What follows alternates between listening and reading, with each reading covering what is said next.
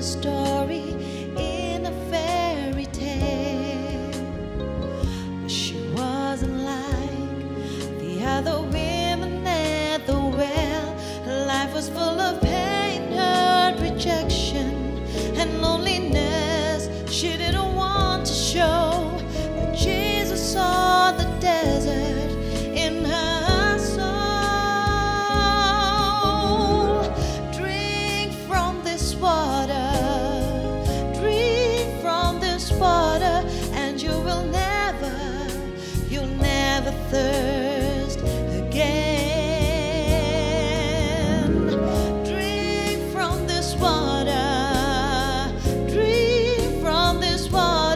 and you'll never thirst again.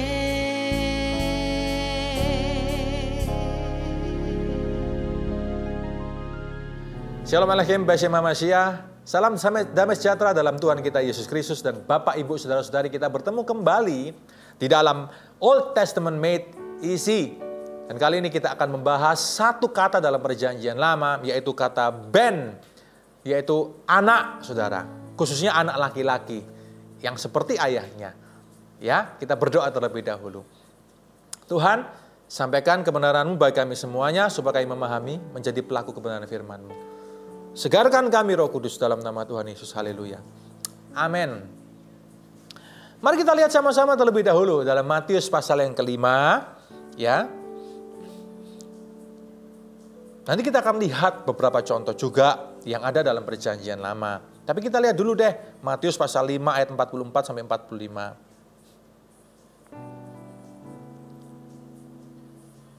Tapi aku berkata kepadamu, kasihilah musuhmu, berdoalah bagi mereka yang menganiaya kamu, karena dengan demikianlah kamu menjadi anak-anak Bapamu yang di sorga. Ada kata ben, saudara, anak di sana. Ya, saudara, kata ben itu bisa diartikan anak, anak laki-laki, atau keturunan, descendants. Ya, nah, di dalam genealogi Alkitab, saudara, generations can be left out. Apa artinya? Ada generasi-generasi yang tidak signifikan, yang tidak dicantumkan di dalam sebuah toledot atau silsilah keluarga. Dan ini lumrah di dalam tipikal dari genealogi orang-orang Ibrani. Contoh kalau kita lihat dalam Matius pasal pertama, ya, dalam Matius pasal pertama, saudara, kita lihat tentang toledot atau silsilah keluarga dari Tuhan Yesus Kristus di sana. Ternyata kalau kita selidiki lebih dalam lagi, ada sekitar 3-4 nama raja yang tidak dimasukkan di sana. Ya. Nah, kenapa saudara? Yang pertama, itu lumrah saja, wajar saja.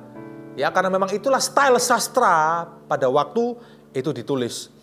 Ya. Yang kedua adalah karena 3-4 raja ini adalah raja yang demikian jahatnya, sampai-sampai tergenapilah sebuah klausul yang ditulis juga dalam Perjanjian Lama pada waktu itu, bahwa aku akan menghapuskan keturunanmu sampai ke-3 dan ke-4. Ya, karena kejahatan yang dilakukan oleh raja-raja ini, saudara. Ya, sehingga nama 4 raja ini tidak dimasukkan ke dalam silsilah Yesus Kristus di dalam Injil Matius pasal yang pertama. Nah, ini adalah sebuah hal yang terjadi, ya, dan itu sangat lumrah pada saat itu. Nah, kata anak ini memiliki sebuah, atau keturunan ini memiliki sebuah arti yang sangat khusus, yang dekat, saudara. Anak dengan bapaknya, ya, yang diakui sebagai anak oleh seorang bapak. Dan kata ben atau keturunan ini juga bisa menyimpulkan seperti apa mereka, atau sifat atau karakter mereka itu seperti apa. Kita lihat ya beberapa ayat demikian, saudara. Kejadian pasal 16. Banyak yang seringkali salah paham dengan ayat ini. Kita lihat dulu deh. Kejadian pasal 16 ayat yang ke-12. Ya. Ini tentang Ismail. Banyak orang menyangka bahwa Ismail itu adalah nama Arab. Bukan. Ismail itu adalah nama Ibrani sebetulnya, nama Yahudi, nama Israel. Ya, banyak orang di Israel namanya adalah Ismail. Karena kata Yismael itu artinya Allah akan selalu mendengar. Ya, God will hear. Allah akan selalu mendengar. Artinya bagus sekali. Banyak orang Kristen itu salah paham akan nama ini, saudara. Dianggap bahwa ini adalah yang menurunkan bangsa-bangsa Arab, terutama yang beragama Muslim. Salah. Ya, kita perlu lebih teliti lagi dalam melihat hal itu. Seorang laki-laki yang lakunya seperti keledai liar. Demikianlah nanti anak itu tangannya akan melawan tiap-tiap orang, dan tangan tiap-tiap orang akan melawan dia. Dan di tempat kediamannya ia akan menentang semua saudaranya. Buat kita ini persepsinya negatif ya, keledai liar, saudara. Tapi pada waktu itu tidak. Pada waktu itu, budaya pada zaman itu, saudara, ini adalah sebuah hal yang positif sebetulnya. Persepsi yang sangat positif tentang pribadi dari Yismael itu sendiri. Dan kalau kita memang mau melihat tentang genealogi sebetulnya, saudara, bangsa-bangsa dari saudara-saudara kita, orang-orang Arabik itu, ya mereka lahir dari Yoktan, dari keturunan Yoktan. Ya, Yoktan itu anak dari Ham, dari Nuh, saudara. Sedangkan orang-orang Yahudi lahir orang-orang dari bangsa Semit, bukan dari Shem, keturunan Shem. Tapi kemudian memang ada perkawinan campur dalam beberapa generasi yang selanjutnya antara keturunan Ham dan keturunan Shem. Ya, nah kita harus memahami ini, saudara. Ya, kemudian apalagi yang tertulis? Contohnya Yohanes pasal ke-8. Mari kita lihat sama-sama. Yohanes pasal yang ke-8. Injil Yohanes pasal yang ke-8. Ketika Yesus menegur orang-orang Farisi. Ayat ke-39. Jawab mereka kepadanya, Bapak kami ialah Abraham. Ya, Abraham, Avinu. Ya, kata Yesus kepada mereka, jikalau sekiranya kamu anak-anak Abraham, tentulah kamu mengerjakan pekerjaan yang dikerjakan oleh Abraham. Ya, kalau kamu adalah anaknya Abraham, tentu sifat dan karaktermu itu kayak Abraham, kira-kira begitu, saudara. Ya, karena keturunannya siapa nyangkut juga kepada karakter atau sifat-sifatnya. Ya, kalau kamu anak Abraham, tentunya kamu mengerjakan pekerjaannya Abraham. Ya, kamu sesuai dengan karakter dan sifatnya Abraham. Tetapi yang kamu kerjakan ayat 40 ialah berusaha membunuh aku. Aku seorang yang mengatakan kebenaran kepadamu, yaitu kebenaran yang kudengar dari Allah. Pekerjaan yang demikian tidak dikerjakan oleh Abraham. Nah, saudara, itu yang dikatakan oleh orang-orang Farisi pada zaman itu. Ya, kami ini anak Abraham, tapi Yesus ngomong, kelakuanmu loh nggak seperti Abraham. Kamu berusaha bunuh aku. Aku mengatakan kebenaran yang dari Allah. Ya, no one is hated more than the one who speak the truth. Kata Sokrates, saudara. Ya, tidak ada yang lebih dibenci di dunia ini selain mereka yang mengatakan kebenaran. Ya, saudara, itu yang seringkali terjadi, bukan? Yesus ngomong apa? Kalau kamu anak Abraham, kamu tidak akan mau bunuh aku. Ya, aku ini hanya mengatakan kebenaran yang datang dari Allah. Tapi kamu ingin membunuh aku.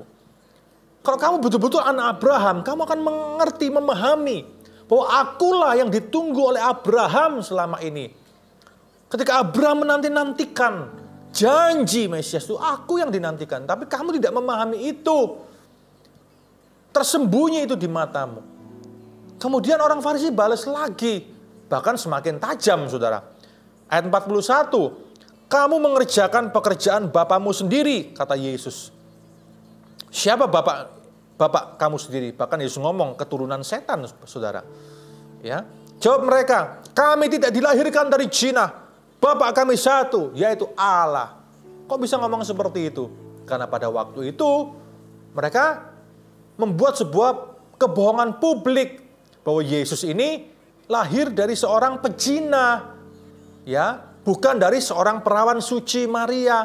Mereka tidak bisa terima konsep itu, dan mereka kemudian berkata bahwa Yesus ini lahir dari seorang pezina. Maria itu dibilang oleh mereka, ya, adalah seorang pelacur, dan Yesus, ayah dari Yesus ini adalah seorang prajurit Romawi pada waktu itu, saudara, karena Maria menjajakan dirinya. Bahkan itu tertulis hari ini, sampai hari ini kata-kata itu tertulis di dalam Toledot Yeshu. Dalam kitab Talmud orang-orang Yahudi ada satu bagian di sana, Toledot Yeshu, yang dikatakan bahwa ditulis bahwa Yesus ini lahir dari Maria yang menjajakan dirinya dan prajurit, dengan seorang prajurit Romawi yang bernama Pantera, Julius Abdes Pantera. Ya. Nah, saudara, ternyata itu sudah ada pada zaman itu, kebohongan itu, dan diucapkan kepada Yesus. Bapa kami satu Allah, kamu ini keturunan pezina. Oh, saudara, ternyata betul orang-orang Farisi kelakuannya nggak seperti Abraham. Yesus ngomong kelakuanmu seperti setan karena setan adalah bapakmu, kata Yesus. Kata-kata yang sangat tajam sekali. Berarti kelakuannya, pemikirannya, tindakannya seperti setan. Tidak menunjukkan seperti Abraham. Nah, saudara, Anda bisa mengerti hari ini tentang makna dari kata ben. Anak itu akan menunjukkan, merefleksikan orang tuanya. Karakter, sifat, kelakuan, dan sebagainya. Oleh karena itu, kita harus memahami, saudara, ya, bahwa kita harus jadi seperti Bapak kita di sorga. Tadi kan Yesus katakan seperti itu kan, hendaklah kamu seperti Bapakmu di sorga. Sikap, tingkah laku, perbuatan, hendaklah kita seperti Bapak kita di sorga. Kita merefleksikan Bapak kita di sorga.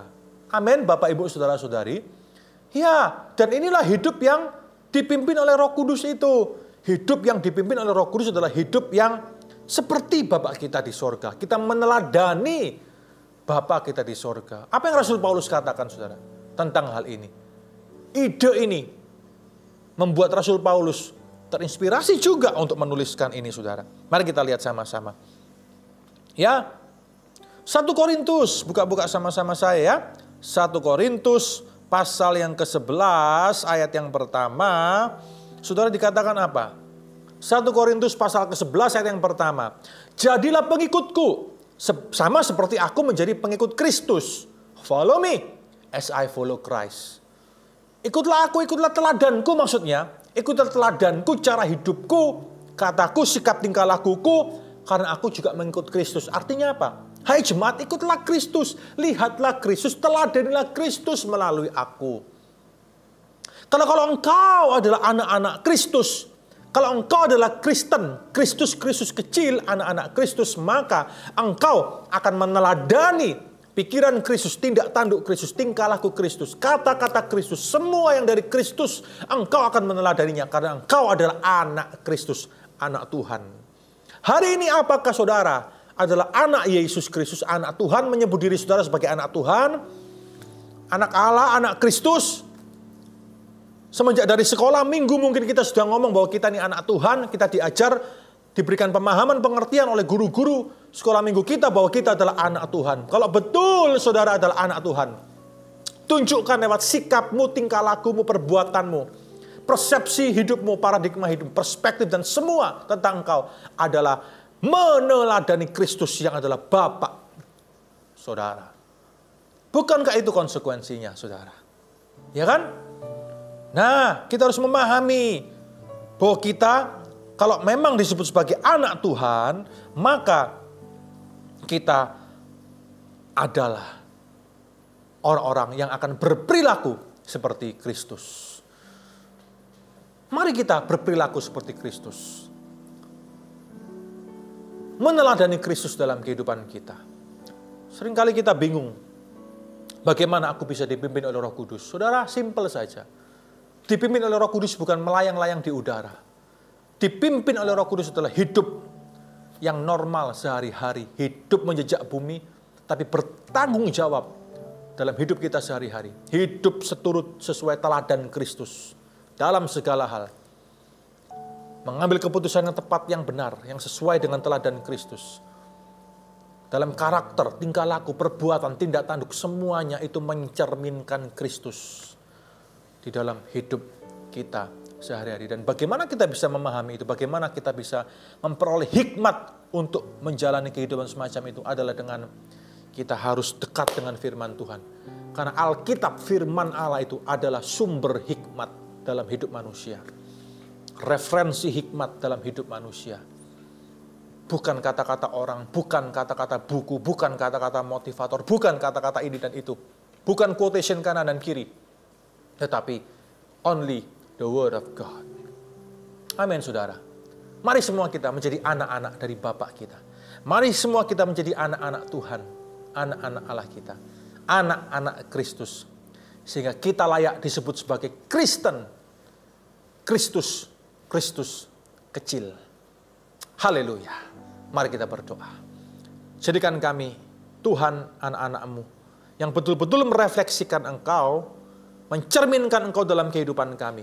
Di tengah segala tawaran dunia, di tengah segala hal abu-abu yang kami ada, Tuhan, yang dunia abu-abu yang sedang kami hidupi, kami betul-betul memilih Kristus, mengambil keputusan yang betul sebagai anak-anak terang, supaya yang abu-abu diterangi, supaya yang gelap itu diterangi oleh terang Kristus yang ada di dalam diri kami.